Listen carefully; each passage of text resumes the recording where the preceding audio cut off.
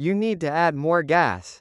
My father owned a car dealership in Stockton. Of all the cars, his 1958 Cadillac was his pride and joy. The care my father put into it was indescribable. It was never left outside in bad weather. And it was always thoroughly washed and shiny. It was the epitome of a man's car. I had just turned 18. And finally got my driver's license. My father sensed my burning desire to drive that Cadillac and gave me $3 to go and fill up the car.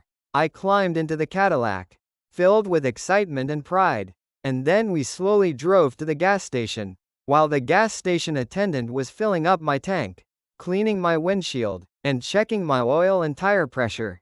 All of these services were available in the 1960s. I sat behind the wheel with a big smile on my face. Then the unthinkable happened. I backed up the car, and turned the steering wheel too hard, and ended up scraping the side of my car against the gas station pillar. I felt dizzy and lightheaded. For a moment, I thought about running away. It was not normal, thinking about how disappointed my father would be. But I had to get home and face him anyway. I drove to the front of the house, parked, and went in to see him, head down, completely dispirited. After hearing my confession, my father came out to see how much damage had been done to the car. It was no ordinary scratch. He looked at it and said nothing, and I stood there for what felt like an eternity.